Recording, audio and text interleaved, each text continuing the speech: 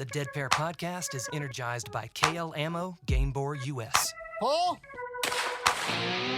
Welcome to the Dead Pair Podcast, coming in hot with everything you want to hear about sporting clays. Guy Fieri. How are you, gentlemen? Thanks for having me. Anthony Matarese Jr., how you doing tonight? I'm doing pretty well. Welcome back, David Radulovich. That's a net positive 50 minutes. Brad Kidd. Corey Cruz, thank you for joining us this evening. Now I feel awkward. With your hosts, Jason One Rambo more Red Bull for you. and Sean Alley. Woo, yeah! Christmas. Let's do it! Often imitated but never duplicated. It's the Dead Pair Podcast.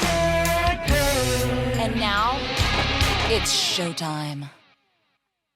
What's up, Mr. Large and in charge? Well, we left the door open again. Yes, we did. Got another straggler coming in. And in stumbled Mr. Jake Spengler from the Cardinal Center. What's up, Jake? They ran out of talent. Is that how we're going to build this show? We ran out of talent. Oh, man. Gentlemen, always a pleasure. How's it going? Oh, it's great, man. Great to have you back again. absolutely. It's been about a year since you've been here. has. A long year. Lots has changed. Yeah, I was going to say, there's know. been a lot going on that hopefully we're going to touch on a few of those items. But, other than that, what else has been happening big at Cardinal? Just the annual grind. Made it through SCTP Nationals. Record-setting attendance for that event. So awesome.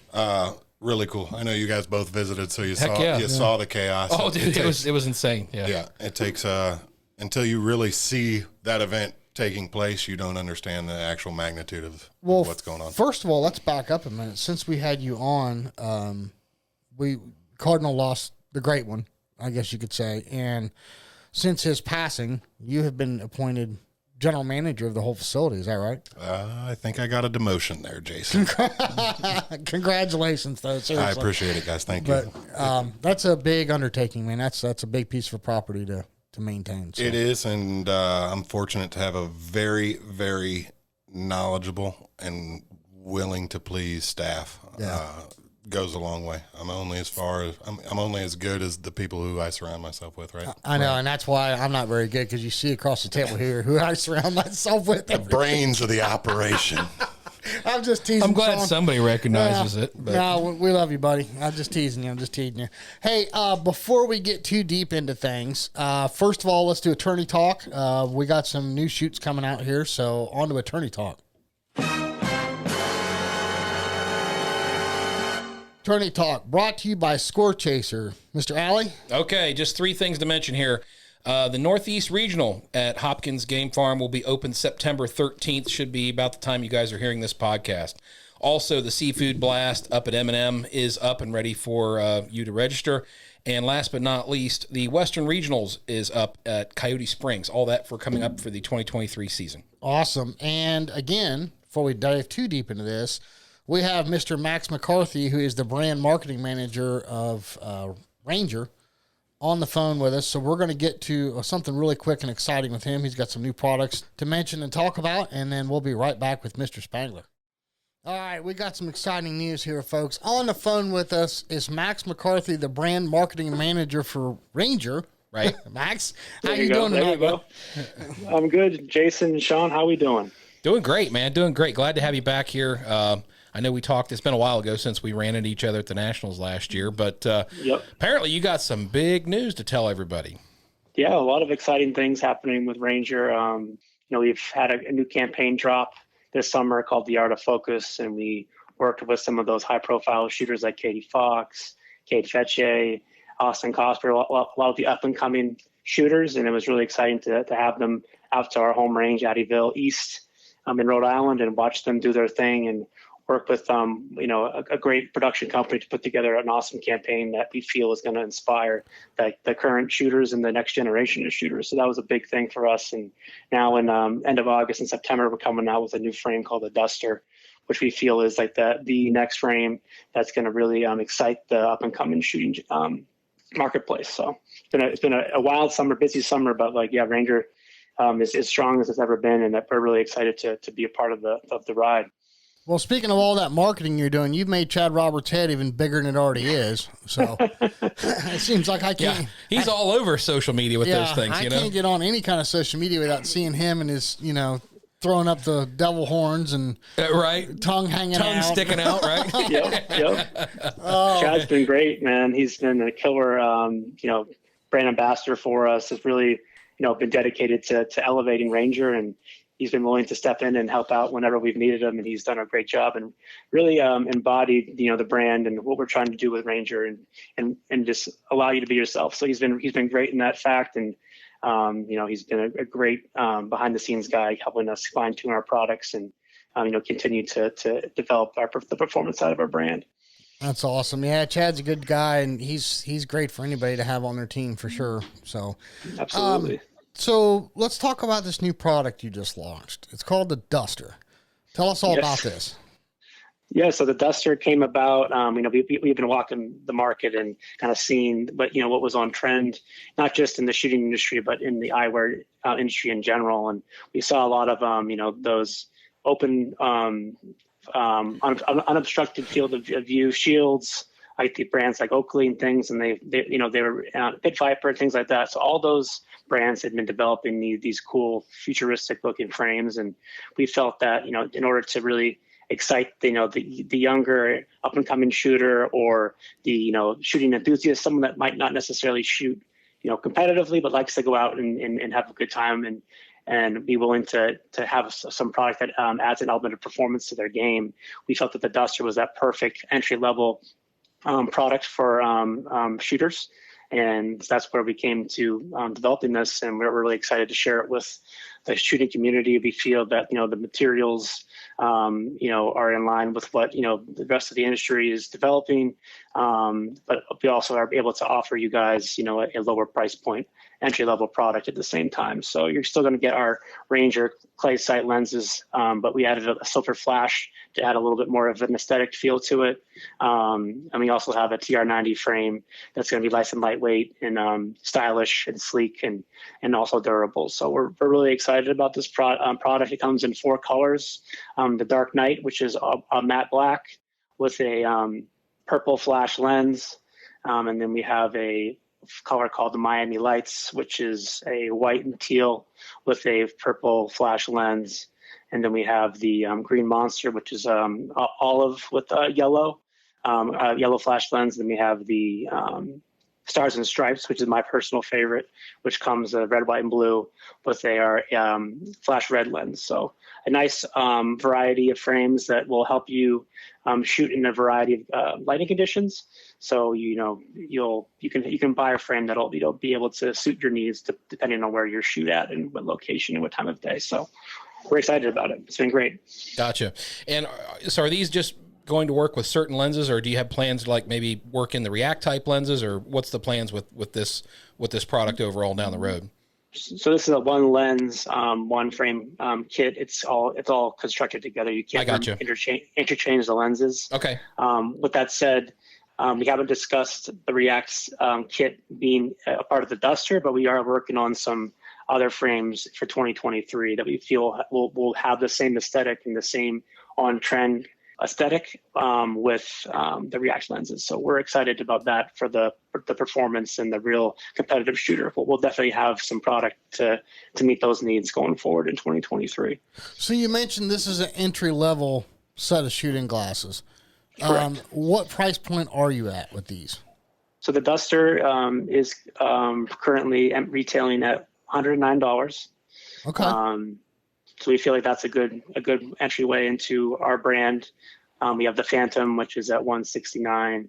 Then we obviously have the Falcon and the Edge and the React lenses, which can go all the way up to $879. That's for your competitive shooter that's all about performance. But we still have our clay sight lens in these Dusters, so you're still going to get that element of performance on the vision side, and you're also going to get a frame that has an unobstructed field of view and durable temple tips in those pads. So it's a great frame for someone that's looking to add a little bit of performance when you first start out shooting. Yeah, that sounds really reasonable. I mean, I don't think anybody would balk at $109 for a new set of shooting glasses, especially obviously with Ranger behind them. The name carries a lot of brand recognition and quality behind it. So. They're really. I mean, we've read a lot of statistics about how the fastest growing sport in the country is clay target shooting. So we wanted to really welcome those new shooters into the brand and show them something that was on trend in the market, and also give them that element of performance to help them elevate their game and hopefully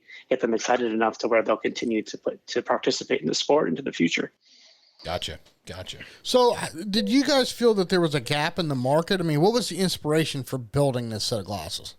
And we felt that for our brand, we wanted an entry level product, and we wanted to also continue to develop product that was on trend. And we love the Phantom, we love all of our other products, but this is just the first of many new developments we're going to have with the brand. And the performance, we understand that we've continued to hone in on that, but this is the first time where we've really taken a step and look at what aesthetics are going into a shooting glass. And so we look beyond performance, and we want to have something that's stylish and also performance based. We feel like that this duster, meets those needs, and that was the rationale behind really developing something that was on trend and performance driven. Very cool.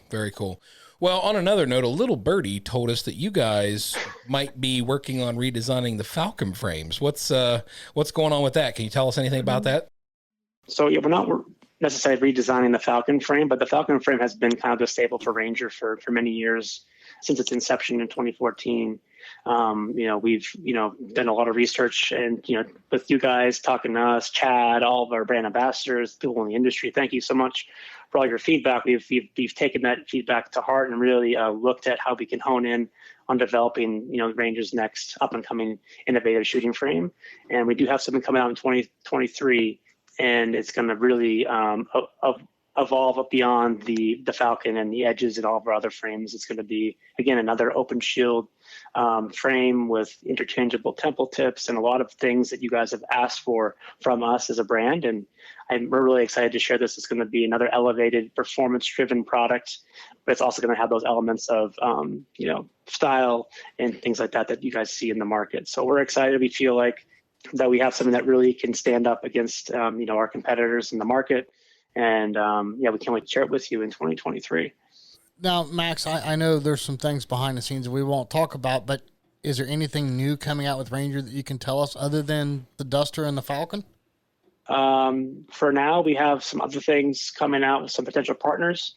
I can't say who that partner is, but there is a lot of promise that we could potentially bring on a brand ambassador that awesome.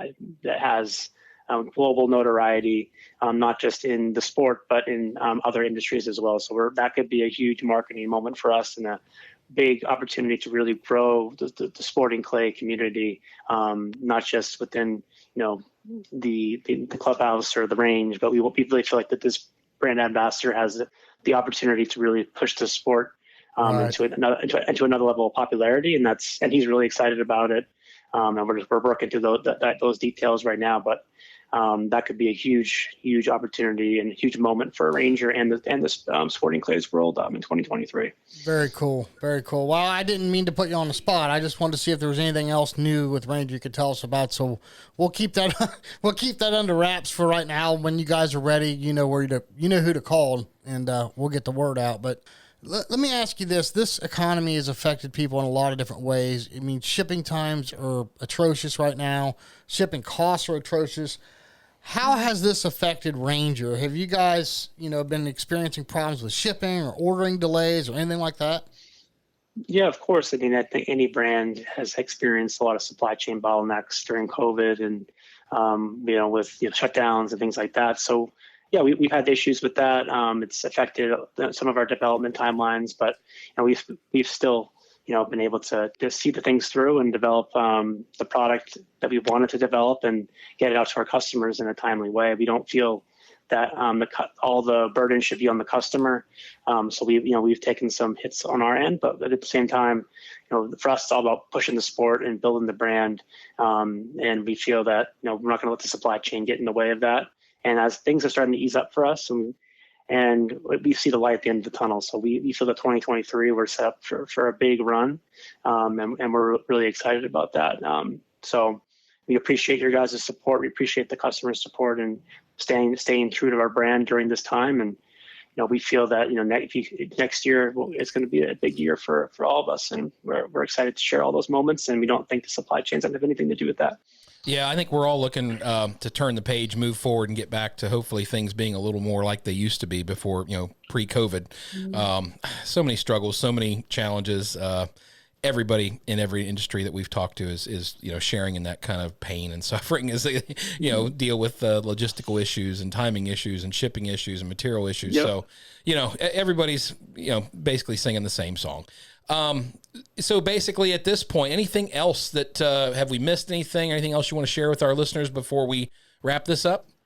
I just want to say thank you to you guys. I mean, I know you guys have full-time jobs, and you come off after a full day of work, and you spread the word of the sport, and you continue to keep people excited and continue to provide a platform for the game. So, I come from a world that I didn't know about shooting. I came in here to work with the team, and I've learned about the sport through you guys, and your guys' outlet has provided a lot of insight on how I can better market the brand. And I think it's a huge help and a huge, I just want to say thank you for that, guys. That's my main thing. I mean, we're excited about Ranger, but we're also excited about the sport. We see the potential that it could grow so much.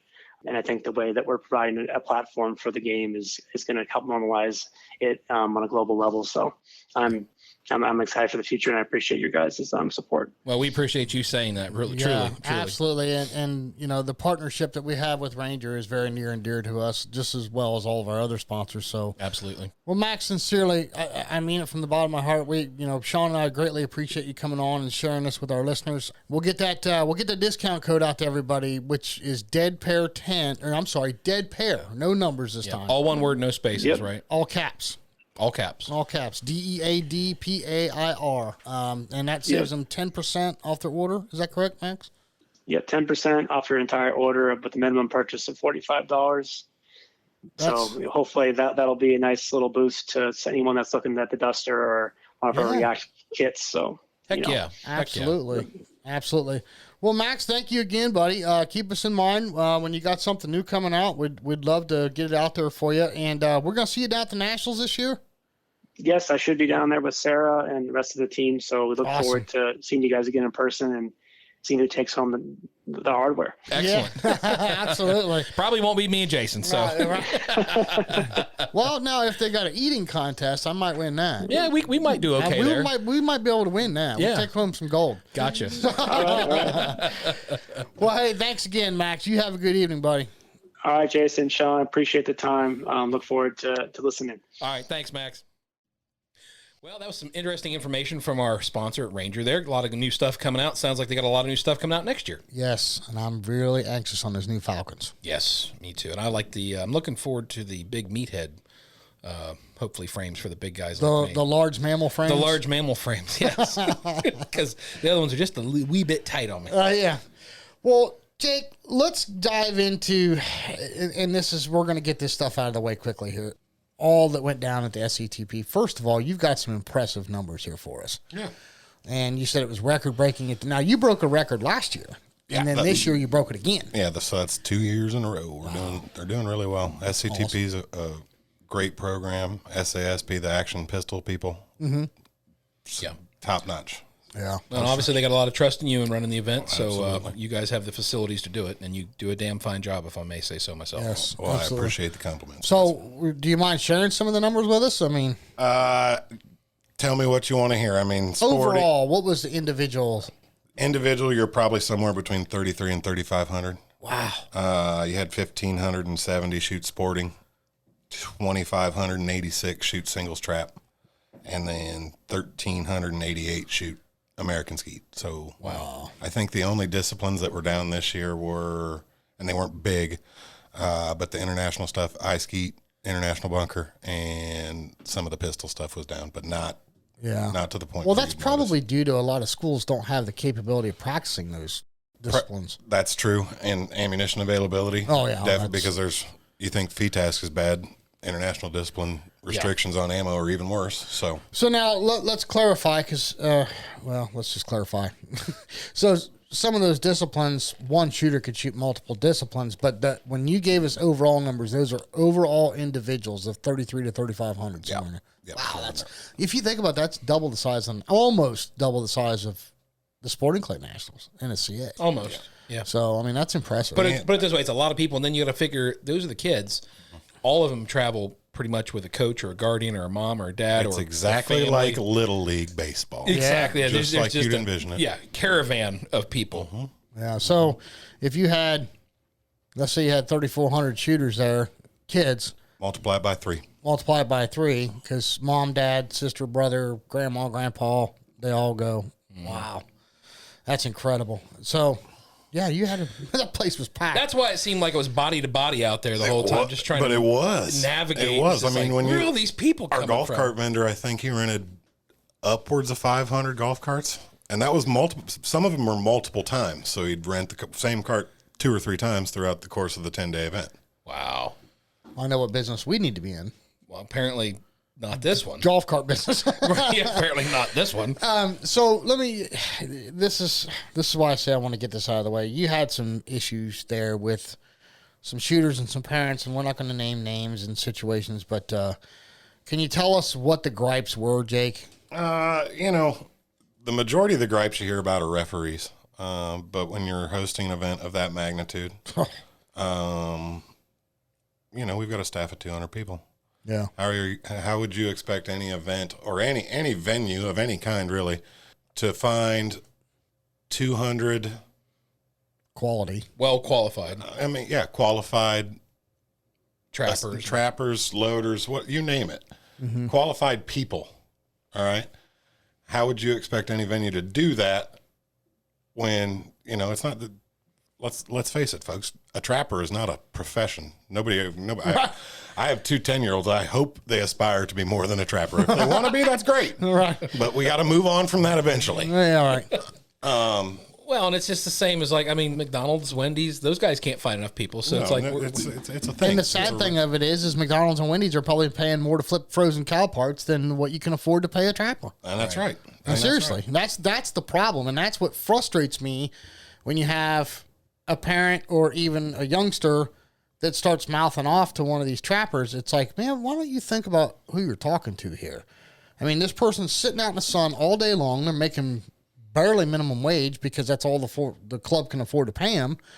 And you're getting mad at them because they didn't push a button exactly when you said pull. I mean, or whatever the problem was. Or they didn't see the clay break when you saw it break or whatever. I mean, it just, I don't know, man. I wish, and that's part of the reason why I brought this up is the whole etiquette thing. I think we need to keep in mind where the economy's at right now and understand that it's hard enough to get trappers as it is. And then you take all this dollar, into effect of everything, and it's even harder. Yeah. So, well, and even in the previous administration's economy, when the economy's good, it's still difficult to find essentially a subcontractor, because that's what all those people are. They're 1099 employees. Right. Who you can rely on to make the right call and read the rule book. And that's a lot for somebody who, like Jason said, is making just a little over minimum wage. Well, yeah. And then I'm thinking in my head, because of apparently for the low wage and what it is, you probably also have to have a handful of backups. I mean, or more than a handful of backups, because if Tommy doesn't show up Saturday morning to pull his station, that's right. What do you do? That's right. And we've got a lady who staffs everything that we do. Andy Cox, I couldn't do. We couldn't function without her. Then don't put that in this. Too late. Yeah. But she handles all our staffing needs, and then we together jointly work on how the event's supposed to flow. And let's be honest, you see the Facebook stuff, and I appreciate everybody who took a stance for the gun club, but a trap running out of targets that's not something that should ever happen anyways. But for somebody to make a big deal about it, I understand everybody's frustration. Did it bother me? No, because at the end of the week, our customers looked at us and we talked about a couple of referee things, very few, and some other little things on how the event could have gone better. But was there anything life-changing? No. Customer left happy. Yeah. Right. Period. Yeah. Right? Well, you actually had a couple refs that walked out middle of the day, laid the clipboard down and went to the car and went home. Yeah. And it's when you're trying to put that volume of competitors through any event, I don't care how big or small your club is, the days are long. Yeah. Right? Yeah. And it's July and it's hot and we try and provide as much respite as humanly possible, but there's some times where it'll be a couple hours before you get a break. Well, Jason and I can attest, because last year when we went to the Game Boy Invitational down at David and Kaylee's place, we basically worked our butts off the whole time there. Setting traps, loading traps, taking out trash, moving stuff around, organizing the shoots. I mean, if you have never done it, it's very eye-opening to see them. I mean, because normally we show up to a shoot, we go out to our station, and we get our gear on, we go out and shoot, bang, bang, bang, hang out afterwards, go home, don't think about it. But people are there before setting up, and people are there during, and people are there after tearing down. The work doesn't stop when the shooting's over. No, that's right. And lots of moving parts. So me and Jason saw that firsthand, and Jason, there was several days we went to bed at, not working. We were working at night, basically, in the dark. I would hear David go by in his side-by-side at 1 or 2 in the morning, and he was out still putting menus out. Right, still working. So, I mean, for everybody out there that shoots and thinks they know how things should go, put yourself in a club's position and try to put yourself in some of these people's position that are out there pulling those traps for you. It doesn't take anything extra to say thank you when you leave. It also doesn't take a lot extra just to not give them a hard time. Yes, things happen. Well, yeah, and to summarize, and I know where you're going, Sean. I don't mean to interrupt you, but to summarize is what the main thing I want to talk about with shooter etiquette when it comes to dealing with staff, especially trappers, because we've heard all the stuff about chip bagging and everything else. Well, even when you go beyond that, you start to get upset in the box because you think you chipped it and the referee didn't. And there starts an argument. You need to realize who you're dealing with. I mean, they're there almost on a volunteer. Some of them, in fact, are there on a voluntary basis. Yeah, I just set the Kentucky State shoot, and then the trappers were volunteers. Yeah. I mean, so you're going to argue with someone that they have no win, lose, or draw in this. They're being honest. They didn't see a chip. Let it go. Is that one target going to change your life? Are you going to go home a millionaire over that chip? I mean, let it go. And I think this is part of a bigger problem. I mean, when you look at youth sports overall, you see referees and stuff quitting at all-time highs because they're getting chewed out on the basketball courts. But how many, let's be honest, how many of those incidents are related to parents' behavior versus athletes' behavior? Absolutely. I would say the higher percentage is probably parents. Yeah, I would agree with that. Yelling at the refs. Oh, you didn't make that call. Oh, you didn't see that holding. Oh, he was traveling. Whatever the call. And then they make a big deal about it. And it's like, at the end of the day, these people are only human beings. And they're, a referee to show up to a football game, maybe, I don't know, maybe they make $75 or $100 a game. Certainly not a lot, especially in this day and age. And then they go out there and take a bunch of crap from people. And every sport is like that. So you see fewer and fewer refs. I know my wife's a coach of a high school team, and they struggle sometimes to get enough refs to have games. It's not that the games aren't there. It's just there's not enough people willing to put up with the abuse to go out there and sit there. Let's also keep in mind, too, everybody that's listening, all three of the people sitting in this room are parents, and we are extremely biased to our own child. Yes. That's just nature, okay? But I want what's best for my little girl, too, and you want what's best for your kid, and you want what's best for your kids. But what my point is let's take it in stride here, okay? We're breaking, like the greatest of all time said, we're breaking clay targets here, folks, okay? Right. This isn't life-altering if you win or lose an event. Yeah. So, let's have a little bit of respect for the staff. I guess that's my main point, is just etiquette and having some respect, because it's tough right now. Well, and the point I was trying to make with the referees quitting and there being fewer and fewer referees, it's like, how long is it going to take for this sport where people talk? I mean, all the trappers talk, and they're like, well, I don't want to go to this event because at this event, I know we had lots of problems with the shooters, bagging on us or picking on us or yelling at us or whatever. So I don't really want to really even deal with it. So when does that become a problem for shooters? When you can't get enough trappers out there to have your event. Right. So it's like, take it in stride, take a deep breath and say, look, at the end of the day, like Jason just said, it's not life-changing one way. Well, and I know it's a national competition and people feel like there's a lot riding on. Sure. I get that. I totally understand that. At the end of the day, we know, the industry knows, once little Tommy hits 18, 19, 20 years old, little Tommy's gone. So we want Tommy to enjoy his time now, so we can recapture that in 10 to 15 years. Right. Exactly. Right. I mean, that's period, plain and simple. So, and, I had a vocal parent when I was participating in youth sports. right? Sure. Almost sometimes to the point of embarrassment, right? I can't do that to my children, and I hope that most can't, because that's a challenge, that is. It is. I mean, everybody gets emotional. Trust me, I've yelled at refs at football games and stuff, but again, I'm, 30 rows up in the bleachers, and are they actually really hearing me? No, not really. And there's probably other 100 people, oh, that was not a hold or whatever, So, I mean, that's part of it, and that's part of the game. But, I mean, to literally see people getting up in a ref's face, or I'm going to see you after the game's over, that kind of crap. I mean, there's no place. There's no place for that. No place. And the same thing goes with trappers and the people that are working at shooting clubs when we're trying to do sporting clays or fee task or whatever. I mean, there's just no place for it. There's no reason for it, and I can't agree with it. Jake, do you have maybe like a round number you can throw out there of what it costs to host, or not to cost to host, but cost to staff an event like the SCTP Nationals? $120,000. You're kidding me. Wow. That's incredible. For just that weekend. Just for the staff. For the week. Or for the week, yeah. Just for the staff. Yep. Well, I know it started on the 17th this past year. So what's his Thursday or Wednesday? This year is since we put the international stuff on the front end, so they're shooting ice skeet and international bunker on the front end of the event. Their staff actually showed up. They started showing up the 3rd of July. We threw international bunker and practice and international skeet practice. I think the first 4 days, and that started on the 4th of July, ran through the 8th. And then we started throwing sporting, skeet, and trap disciplines on the 9th, and it ran through the 17th. Wow. Well, what I was going to get at is Sean and I went there the last full week. Mm-hmm. We were there that week because that's when it seems to be the busiest. Yeah, so they always run their opening ceremonies on the Wednesday, the big week Wednesday. Right.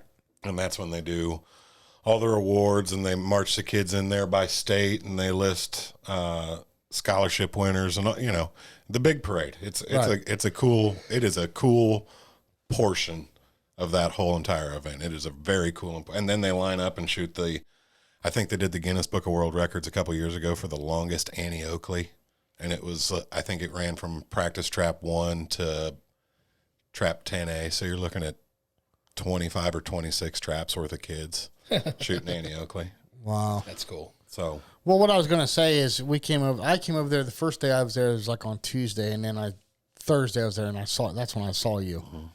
And you looked like you were dragging your butt behind you with a leash. Mm-hmm. I mean, you were just wrung out, suicide watch. I mean, Give Jake a hug.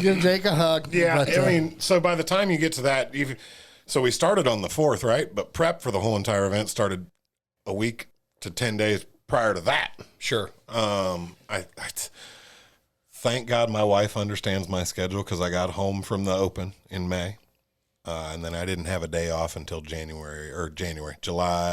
19th, I think is what it was. Wow. You got to make hay when there's hay to be made, boys. Yes, that's the thing. So, hey, moving on from that, a while back we put out a thing. We were asking for questions for clubs. We asked people to write in, ask anything you want. And now, the biggest question I got, and Jake's already smiling, he knows where I'm going with this. The biggest questions for clubs that we get is, what is a Calcutta?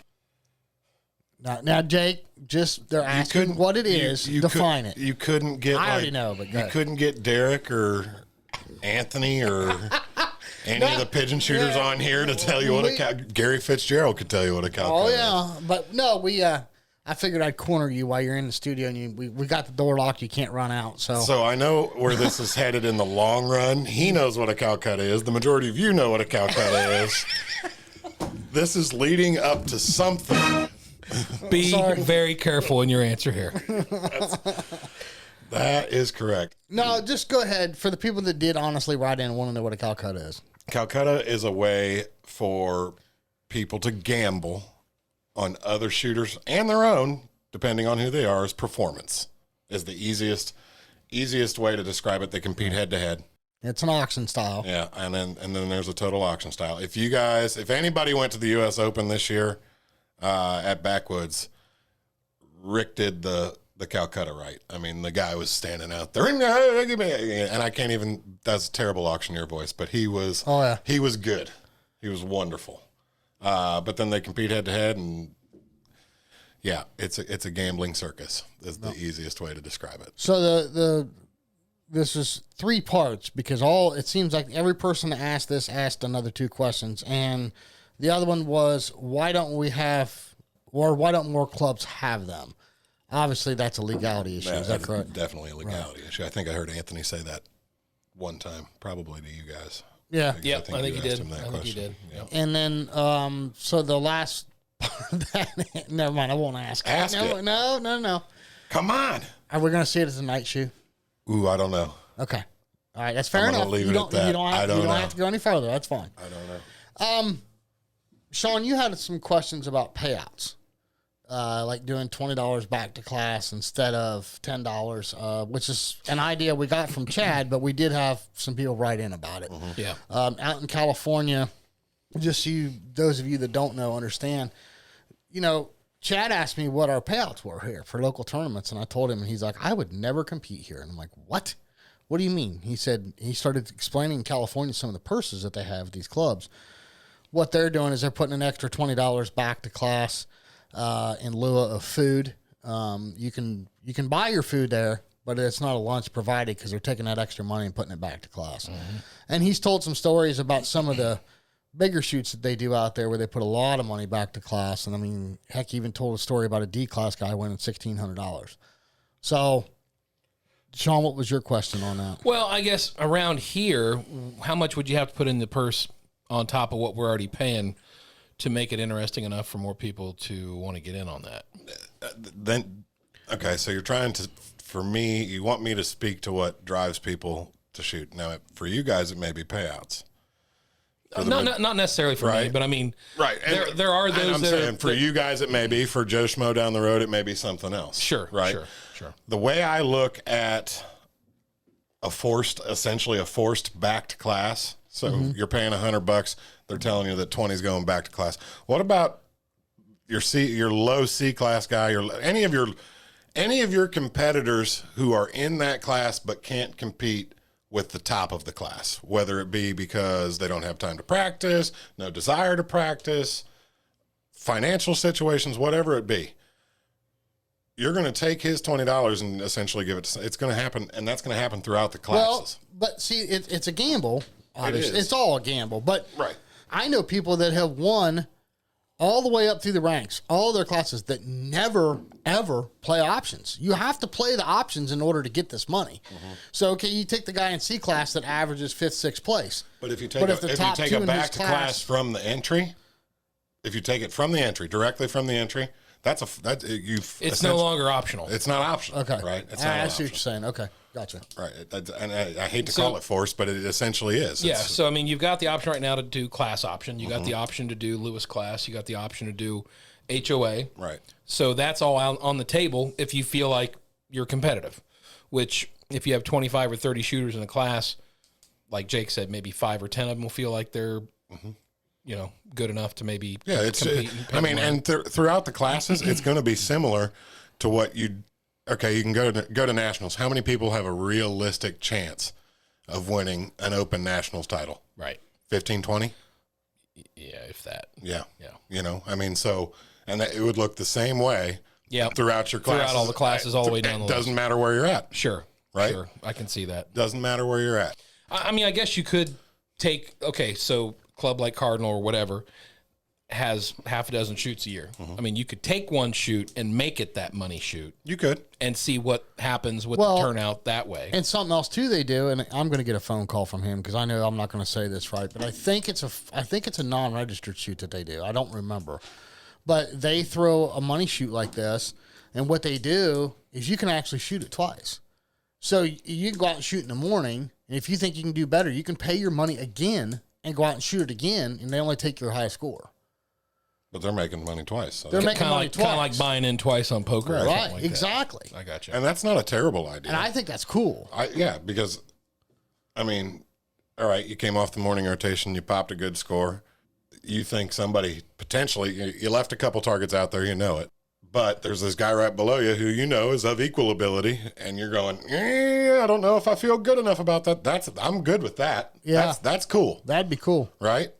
But I can't get behind a back to class off an entry. It doesn't feel right. That's what options are for. That's why they're called options. Okay. Because it's your choice. So And that's fair. I mean, Right. that's totally fair. I understand where you're coming from with that. So let me ask this: would you be willing to try a shoot like that? The buyback in, what do we call that? Let's start marketing but that you'd have to add a little money to it. You would to make it. but that's not. I mean, how much money are you trying to add? And that's that which leads me to my next point. How much? No is enough? amount of money that you win in the game right now, like, and this plays right back into etiquette. 95% of the people are fantastic, right? Mm-hmm. That's why we all enjoy this sport, Right. Not because we're going to win life-changing money at the U.S. Open, right? Right. Like it's just not going to happen. But no, I'm just saying for fun. No, absolutely, I'm with you. But again, it's all playing right back into everything else we talked about. I totally get it. You average. Look, let's just throw an example here. You average about is it $75 or $80 for a 100-bird tournament? Yep. Somewhere in there. Okay, so if you had this one event, But if you make it non-registered, guess how much I can get away with making less. We can charge less because I'm not paying registered fees. okay, but what I'm getting at is let's just base it on your current numbers. Right. Let's say it's $80 for 100. I'd be willing to go shoot that and pay $100 for 100 if that extra money is going to go back to class just to try it one time for a money shoot, and then be able to shoot in the morning and go back out, and if you think you can do better, pay for it again and shoot in the afternoon. I think that'd be cool. I'm totally down with that. What do you think, Mr. Alley? He's over there. The wheels are spinning. So what I'm trying to think of is, okay, like let's take a decent turnout at Cardinal, 150 shooters, give or take. Yeah. And you figure A-class, Jason, you have 25, 30 shooters. If all 25, 30 shooters throw another $20 in the pot, you're talking, another $500, $600 in the pot overall. Yeah. Which that $500, $600 has to be distributed amongst 1, what? 2. 1 and 2. 1, 2, 3 probably. If you got 25, Yeah, 30 shooters, I'd break it down. So, into 3, so first place, let's say you have 600. You give first place 3, 2, 1. 3, 2, 1. So on top of whatever you're going to win, $150 on the register. So you might win $450. So is that life-changing enough to... No, it's not. No, listen, you're missing the whole thing. It's not about life changing. It's about having some fun and being able to and I get play that, for and some money. I can get behind that. And another thing he said they do too is he said they don't have trappers that score your own. I'm like, oh my god! See, but that would open total up cans of worms. And he goes, no. He goes, the first year out here in California they did that, and yep, sure enough, there were some cheaters, but it all worked itself out, and they know who they are, and they follow them around the course. And he said it's self-policed, and he said there ain't no cheating no more. Well, I mean, and it's random squatted, so you can't get away with that. In my opinion, trappers legitimize the game. If this game is to ever do what everybody hopes it can do, right? It's got to go electronic. It either has but there's still you'd have to eliminate human error. Right? Every sport has referees. You got to have referees. No, I You agree have with to that. have referees. I'm not talking about for the big tournaments. I'm talking about Right. local, like having this kind of shoot. And so Keep your costs down to be able to put the more biggest back. issue with that though, Jace, is it becomes a problem for the club because I can throw an 8-week league and people are out there cheating over $5 worth of Lewis money. Yeah. You know? Yeah. It Human becomes nature. It becomes a headache for the club in order to police that because you got, Bob's over here cheating, adding X's to a scorecard. Yeah. Well, I'm sorry. It's $20 Bob can win tonight. Well, maybe the thing you got to think about, Jake, is if you were going to potentially do something like that. I think random squatting would end a lot of that too. Random squatting would help, but at the same time, maybe you make another option, like a big money option. Oh, yeah. Well, so that way if the people did, so like there's 30 people shooting an A-class with Jason. Right. 6 or 7 of them think they're competitive. So those 6 or 7 are going to throw in an extra $20, $50 or $100, whatever you want to call it. What's the high gun at Nationals option cost? It's like $400 or $500, isn't it? Oh, you talking about for HOA? No, I mean they play high gun. Oh, no, I don't know. And you're only going to get Derek, David, Anthony, Yeah, you're asking the wrong Corey crowd to answer Cruz. that question. I mean, but literally those guys have an option. Yeah. Where they pay $500 and they take, I think, 100% if they're the winner. Well, And the only one who plays the option. Didn't Anthony have a post about that? when he won the world here in the United States. Yeah, he had a post about that. I think. But that's what I'm saying. Maybe you do that as another option in addition to the Class and Lewis options, and call it a big money option or whatever. The big baller option. And The big baller. yeah, so guys like Jason can go up there and smack down a hundo and say, "I'm going to win this." And Then he becomes his local badass, right there. Whoa. When you said big baller, you got to leave my name the heck out of that. The way you talk, I don't think that's out of place, Jake. The way Broke baller. there you go. I love it. Yeah. No, the way I talk and the way I perform are two totally different things. Okay, let's get that differential right there. Okay, all right. Oh my gosh. No, I think that'd be fun. I think it'd be cool to do something we like should put something together. Spring of next year. Just don't cut into my turkey hunting time. that. Okay, I won't. We would never do that to you. Yeah, don't do that to me. That's my happy time. I mean, it's interesting. I mean, it would be just to kind of see if how much participation there would be. I've talked to guys in Northwest Ohio about hosting 3-gun stuff. Tommy Thompson and Brian, they host 3-gun stuff up at Indian Ridge Creek, whatever. That place. They host, they do 3-gun stuff once a month, I think, during the winter, and I think that'd be cool. It's a 3-bird, not 3-gun, 3-bird. Yeah, Bring your semi-auto. Yeah, I was going to say, 3-gun? No, not 3-gun. Not 3-gun, 3-bird. Bring your semi-autos and we'll throw 3. It's like super sporting, only you're just shooting 3 targets. Yeah. That would be cool. That'd be a neat one. That'd be different, right? Not the same thing over and over again. Yeah. It'd increase A400 sales. That fact. And Cardinal's a dealer, as I'm told. Isn't that funny how that worked out? So, hey, another big congratulations. You were awarded the Ohio State Championship for 2023 and 2024. Thank you, sir. Congratulations. Got some big shoes to fill. Sean Spengler and Hillendale did a fantastic job. I think it was a last 2 great years. job. Phenomenal. Great job. I'm a critic just because this is what I do for a living. Top to bottom, pretty flawless. Yeah, I was gonna say the only negative comment would be the super sporting event was. Yeah, and I think we're gonna. And we've already, as a board, Jake's sits on the board too. I'm not picking. I'm just saying that was the only thing. No, that I could I'm pick just of. saying I think that Jake sits on the board too, and that was already that was being talked about on Sunday night as we were leaving. How we're going to fix that for next year. That's how on top of it the board was. So that's awesome. Jake's got some really good ideas on how to remedy that, and I don't think you're going to see that. No, I think we'll be. But I think everything We'll be else good. ran like a Swiss watch this year. It did. I thought targets were great. The trappers were great. I told Sean, I complimented Sean on the trappers every single. I shot Thursday through Sunday. Yeah. And I had the best trappers. And I hope you got their phone numbers. I did. I did. I forwarded them on to Candy, and we will be making contact soon. I know we're a year out, Yeah. so I'm not going to put you on the spot. Before the state shoot next year, we'll get you in to talk about that. But is there anything you can tell us right off the bat for next year? Joe Skull's going to set the targets. Sweet, we're going to get scalded. So that'll Yeehaw. be. He set targets at Hillendale their last go around for the state shoot. So it's been 3 years since he's been here. New venue. I like working with Joe. He keeps it light.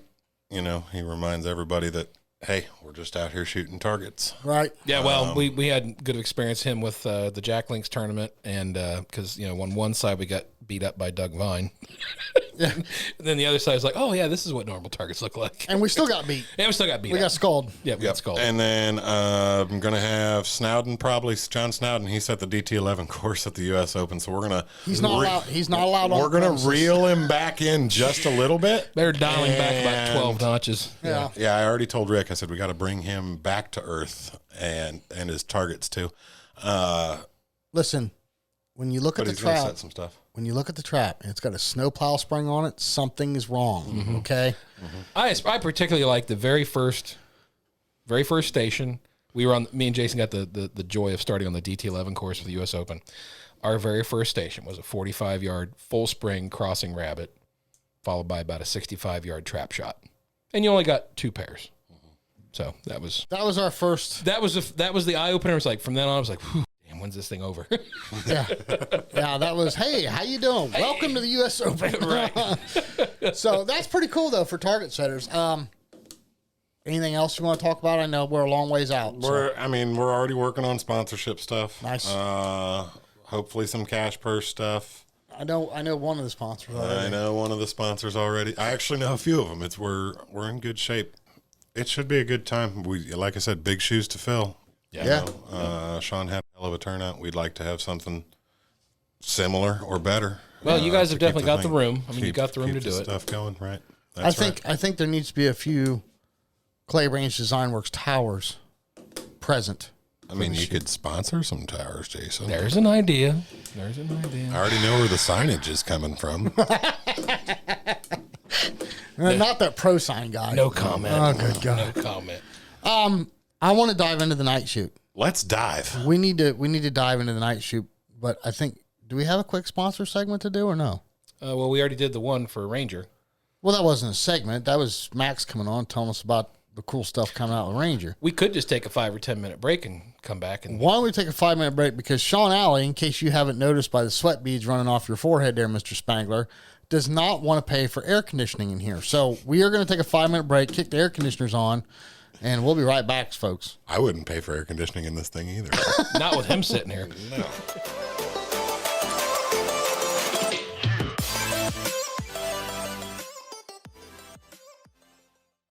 All right, joining us on the phone for this Atlas Trap segment is Scott Schnelly. Scott, how you doing this evening? I'm doing great. Just getting things caught up around here after the state shoot. And so now, to clarify, you're operating out of the NRA Whittington Center, correct? Correct. Yeah, I've been coming up here for about 14 years, off and on, working and volunteering and helping out on the shotgun ranges. Well, just the abbreviated version. Give us an idea of your background, how you got started in this crazy game. Well, I started shooting sporting clays about 16 years ago. Went up through the ranks, competing, made master's class, and basically got the master's class and nowhere to go up from there. So I thought I needed something different. So I started learning how to set targets, and that's what I've been doing more than competing. So. Gotcha. Well, as a target setter, obviously your equipment's important, and we're talking about Atlas traps. So let's get your thoughts on Atlas traps. Obviously you own one or many or several. Well, I don't really own any, but I've built 4 different ranges, and every one of the ranges I put all Atlas in after I went up and visited their facility northeast of Wichita, Kansas. It was so big because I like the fact everything was made right in that local area and nothing coming over from Europe or anything like that. So it's very good equipment. Now, there's an interesting backstory there because I was speaking with Scott Manspeaker, and he was telling me when you set off to start getting in with traps, you actually went to everybody's factory. Is that correct? I did. I traveled everywhere. I went to all the different companies and looked at them, looked at their processes, looked at their equipment. We ran through all the processes on them, and I'll tell you what, Atlas it just made my head spin. I couldn't believe how great it was. It was so user friendly. My thing is, when I set a machine for a target, if I can get it to that position, I expect it to throw. And Right. That's a great thing about Atlas. No matter where I lean it, how I lean it, whatever I do, it will throw that target. And that is so easy for trap setters. Yeah. Yeah, because, well, obviously no names mentioned, but certain types of traps, you can't lean them a certain way, or you can't do certain things with them without modifications, to say the least. Yep, I just ran into that during the state shoot. So it's I hate breaking targets because the machine won't lean like I want it to. Right. Right. Well, Scott, let's talk a little bit about the overall durability of the machines. Obviously, you've been doing this for a few years. Any kind of major problems or anything that's come up with the Atlas traps so far in your experience? No. My big thing is I deal with a lot of little clubs. I try to, because they don't have a whole lot of money to spend. Mm-hmm. And to me, if I can get an Atlas machine in there, they don't have the maintenance that a lot of the other companies have. And so far, none of the clubs that I've dealt with and put Atlas machines in have had any trouble. It's just amazing how well they've held up. Well, I think I know what you're going to say. But if you had to pick one of the Atlas machines, which one's your favorite? I really like their Batu. See, that's not what I thought you were going to say, but that's interesting. Go ahead. Yeah, the Batu is so easy. The other machines, it's a fight. I mean, I've got to fight it. I've got to set it and look at it and set it and look at it.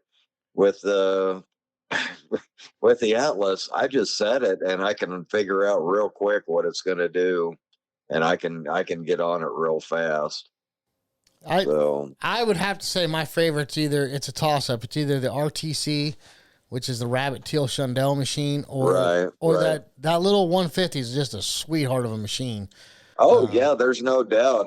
The Rabbit machine, it's funny you mentioned that, because that's probably my number 2, because I can do anything I want with that machine.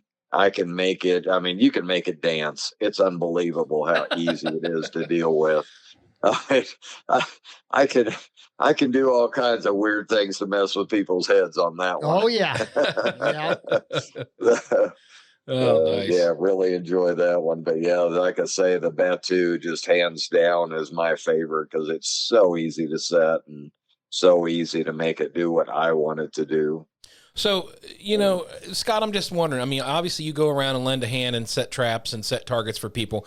So I'm sure you get clubs coming to you. And if a club came to you that, obviously didn't know what they were going to do, or maybe they were a new club, and obviously I know that you're going to probably try to steer them towards Atlas traps, but, for other people that are out there listening, other club owners that are out there listening, other club managers that are out there listening, what are some of the top 2 or the top 3 advantages of using Atlas over the other brands?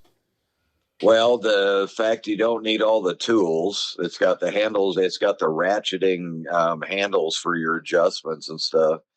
And with the carriage that it sits on, the wheelbase on it, I don't have to worry about that machine falling over. Don't have to put the battery on the axle. Oh, yeah. I just went through that. I loaded up a machine here at the state, and it's like, crap, the machine's going to fall over.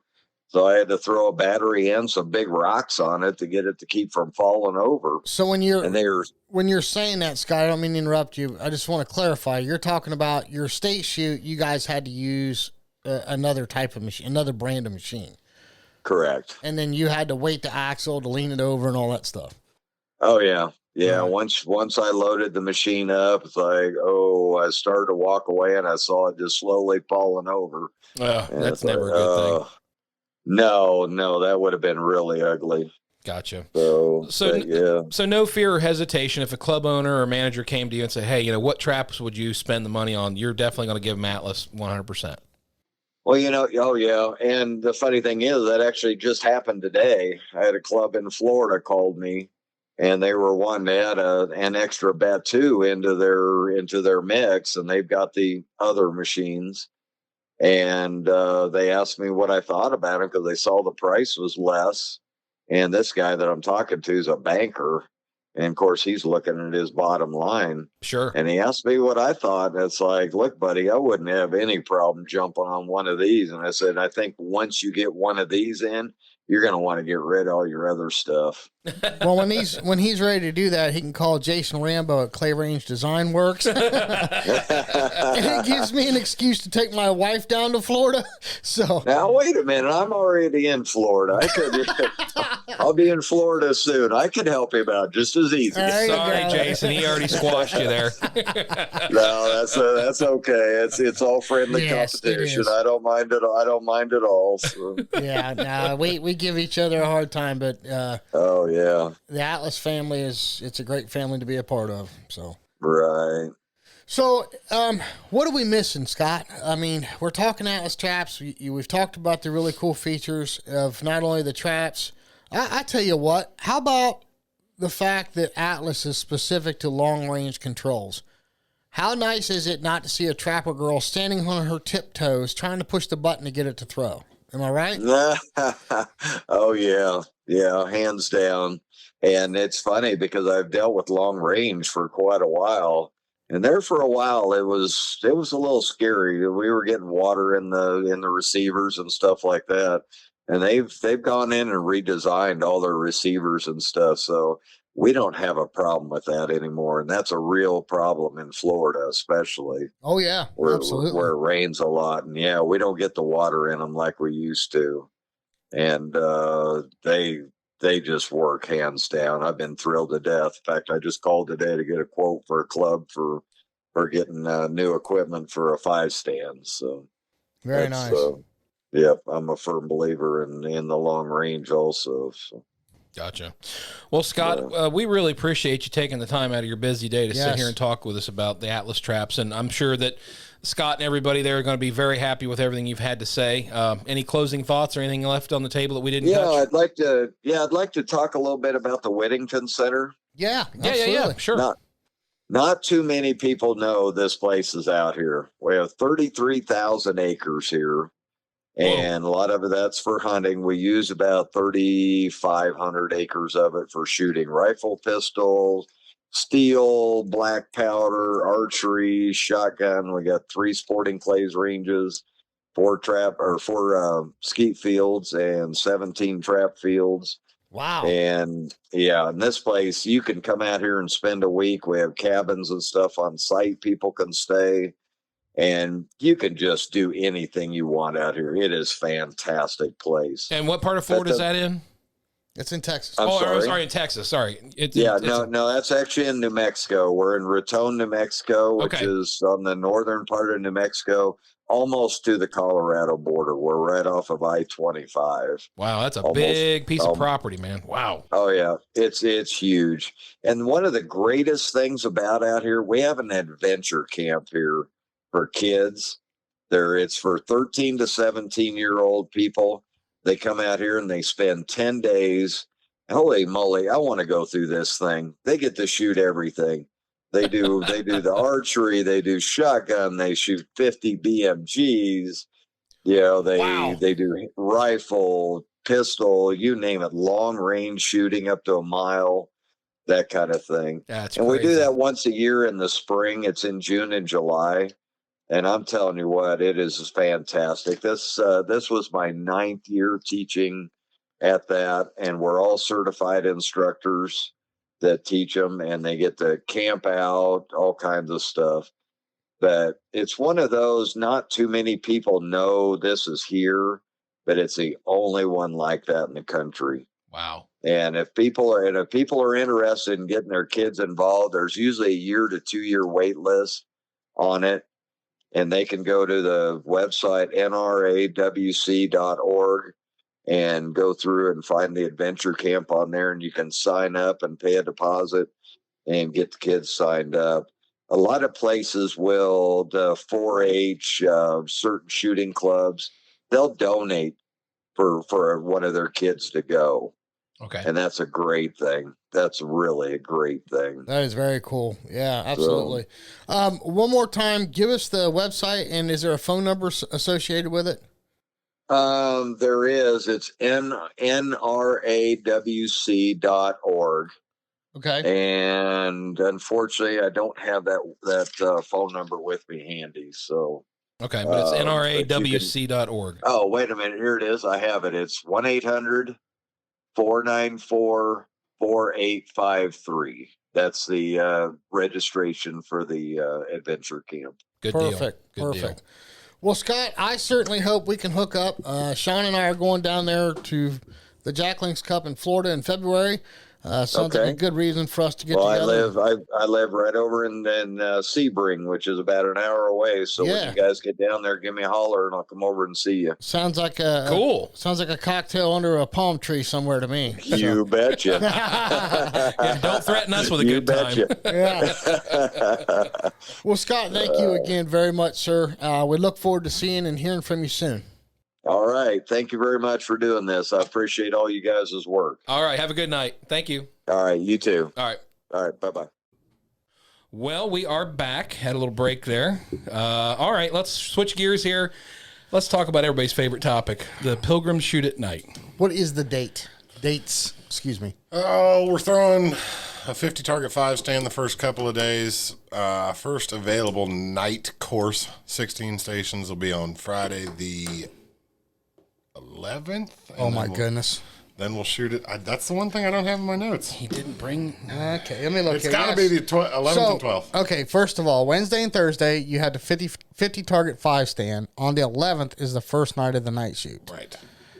Which is Friday, November the 11th. Friday, November 11th, and Saturday, November 12th. We'll throw the dead pair prelim. Sweet. During the day, and then Saturday night we'll throw the second 100 targets. So if you shot the blue one night, you'll shoot the red the second night, or vice versa. So, make a break. Are you going to have make a break? We will probably have the make a break up and running. Working to see if we do a top 8. I don't know. Yes. Days. But the thing is, the day's so short, so we could qualify during the day, Right. and then I think you shoot do. it off afterwards. Think you do daytime qualifiers like on Friday, Saturday, Yep. And then nighttime shoot off on Saturday. with a maybe or maybe not a Calcutta involved with the Well, top 8. We might be able to do that, but Okay. you try and balance everything, because again, it's about the experience, and we want Sure. to, when everybody gets done at 9:30 on Saturday night, the first thing they want to do is have an adult beverage. Yes. And I can't say that I blame them. No, not at all. And the funny thing is you walked in here and told us you've had more phone calls, emails, and text messages about the food for the night shoots already than anything else. More than I anticipated. Yeah. So apparently people look forward to this for more than just shooting. Well, right? one thing I will give Jake and the staff at Cardinal kudos. They have the best food of any shoot in Ohio, as far as I'm concerned, on a consistent yeah. basis. Absolutely. You guys knock that out of the park each and every time. From one fat guy to another. I mean, Right? I mean, come on. Come on. We want to make sure everybody's fed well. Yeah, for those people that didn't join us last year, Jake rolled in a wood-fired pizza oven on a trailer, and they were making fresh pizzas Friday night in the parking lot. At the front door. At the front door for everybody. And pasta. Yeah. And pasta. I mean, crazy. Yes. Crazy good. Hey, have you locked down anything for this year as far as food goes? We're going to do Schmidt's. Okay. So it's a sausage company out of Columbus, but they also make these cream puffs. My God. Already got Cream Sean. puffs. Already got. I can't even go now. I can't even go now. They make these cream puffs. Other than that, we're still working out details, trying to figure out. There's 240 spots available, so you're trying to figure out what makes Yeah. everything make sense. Right. What about, I know you had toyed with the notion of maybe doing a station or two of black lighting. Probably not going to do that this year, just because it goes so well with those big generators and light towers that I don't want to take away from that. That is the event.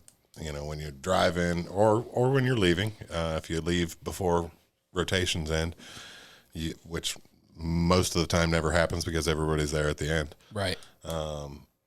You get to see the whole place lit up. It is cool. It's a cool thing.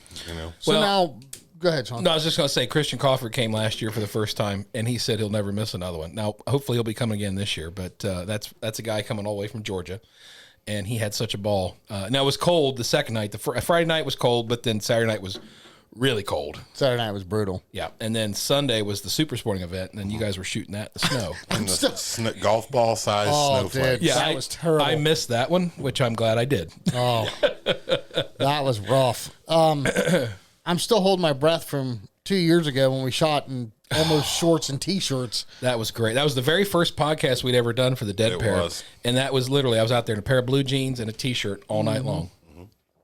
You were just getting it, weren't you, Cream Puff? It was fat man's weather. I'm telling you right now. Gorgeous. It was awesome. Gorgeous. High 60s during the day, low 50s at night. It was.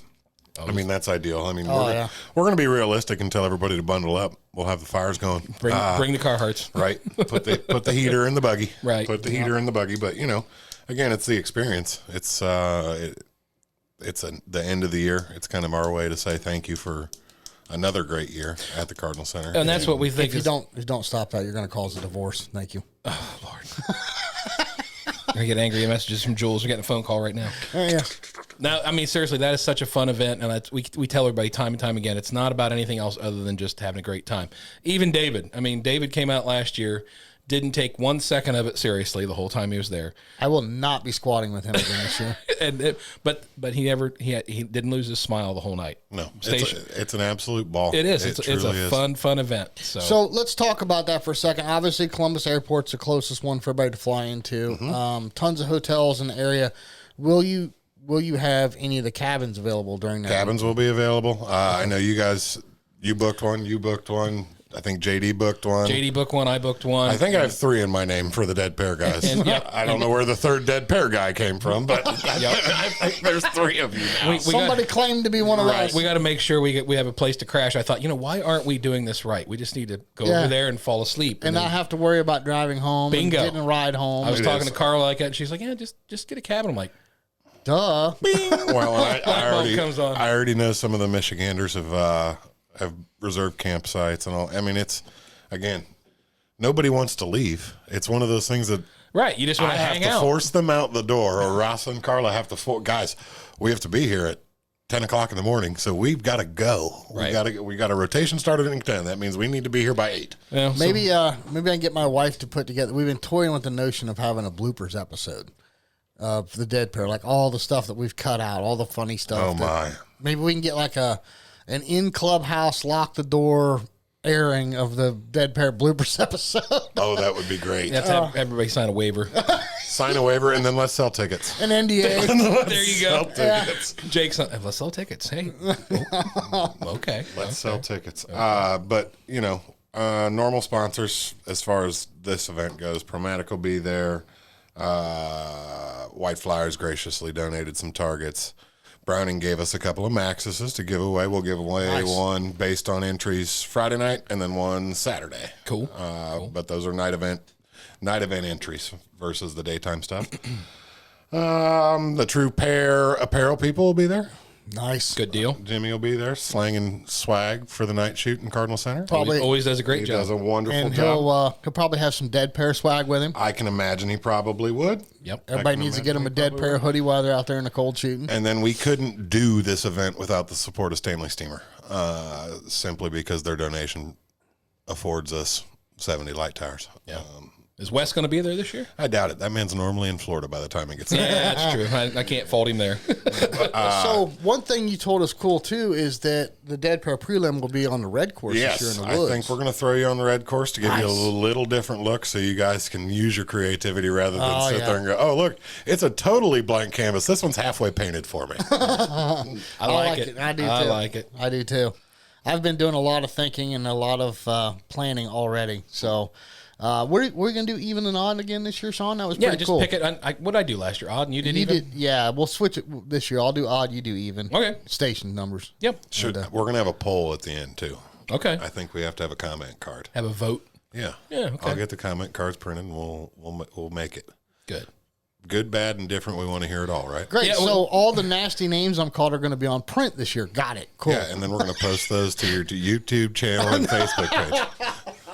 No. We're going to just leave it all hang out there for everybody to see. Okay. We'll all right, then. Editing that part of the program. Yeah. Yeah, it was a love-hate thing last year. We heard a lot of people that loved it, a lot of people that hated it. So and you set the blue course. It's a challenging course to set. There's no point of reference. Well, and to be fair, on would that be the north side of the road? Mm-hmm. Everything that we set was the wind had picked up after we set the course. Yeah. So all the targets were getting blown 30 yards out from where we had set them. So it made it tough. Yeah. And on the red, it's a little more forgiving because you've got some stuff to block the wind at that time of year, as you wind around to the east side and then back to the north side and through the woods. It's a little more forgiving than out there in the open. Yeah. Yeah. I think we need to fund through Dead Pair / Pro Sign some trophies again this year. I think that'd be cool. I think we can. We'll do something a little different than what we did last year and just the plaques. Yeah, we'll do something different. So yeah, I'm down. You guys know I'm down. I know. We'll have some good trophies. So heck yeah. It's all about having a good time. So 2 guns. 2 guns. 2 Browning Maxis 2s. Total of 4 events over the course of 3 days. Mm-hmm. 4 days. Good food. Good food. Good people. Yep. Great targets. Probably some choice adult beverages. Absolutely choice adult beverages. Burn barrels and light towers. And you've got cabins available. You've got camper hookups available. There's hotels close. Airport's 45 minutes away. Yep. Again, I'm not seeing a problem with why this isn't booking out yet. We're getting there. We're getting there. Last I checked, we didn't. I think we had 60 spots total left between the 2 days on the I think red. we were 170 something already. Yeah, right? so on the red course, that puts you at 60 spots available between the 2 nights. I don't know exact numbers for each night. Red typically fills up faster because it's the first one listed on registration. Imagine that. And that's still on WinScore, correct? Yes. Okay. Yes. Next year we will not transfer. We'll change over to Score Chaser since the state sheet will be operated on that platform, and I don't feel like our customers need to flip-flop back and forth in order to find our events. Sure. That's fine. Yep. Well, good. Well, we're all looking forward to it. I mean, I know that Jason and I talk it up every time we get a chance, and we appreciate that because, like you said, guys, it is truly an experience. It's not something you can go. Everybody wants us to throw another one, but that just cheapens this one. I want everybody to come one time and have the best time they can. Right. Yeah, absolutely. Cool. Well, Sean, are we leaving anything out about tonight's shoot you wanted to ask? I don't think so. I think basically we've touched on pretty much everything. Great time, great food, great people. It's nothing that you don't want to miss. If you can make it, book it. Be there. And I'm going to throw it out there right now. We need a professional auctioneer for the Calcutta, for the top 8 on the make or break. Yeah. We need somebody. Get that guy Hemingway had. He was stellar. Really? Well, we need to get hold of Christian. See if we can bring Brad up. Brad Grantham. Yeah, Brad Grantham. Yes. Brad, if you're listening, yeah, Brad. Get a hold of Christian. This is a call to you, my friend. You guys migrate north for the weekend. Yes. And we'll have some fun and drink some bourbon. Oh my God. I'm going to tell you what, you weren't down there for that. My stomach hurt from laughing. I was crying. Hard. I was crying half the time. See, those are the people that you meet in this game. Like I said, I just set the Kentucky State shoot. I was with Ed Prickle and Owen, Chip Wise, and Aaron Koch. My sides, I got there Monday. My sides hurt so bad by Wednesday that I said, guys, I can't go to dinner tonight. I've been laughing too hard for the last 2 days. Jake, are you going to Nationals? I'm not going to Nationals this year. No? Nope. Okay. Schedule didn't align for everything that we've got going on.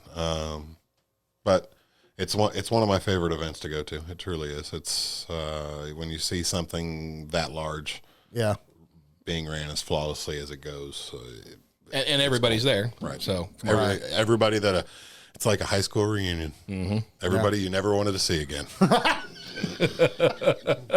heard it here, folks.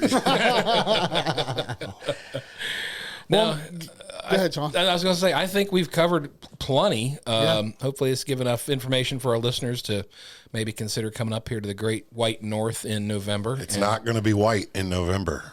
Okay. It's not. Okay. Shorts, T-shirt. Yes, think shorts. Think shorts. Okay. Farmer's Almanac's calling for a cold winter, but I'm saying. Okay, I've been to. It's going to come in late. I've been to 5 of them, and all but one I wore Carhartts. Yeah. Okay. All right. That's not bad.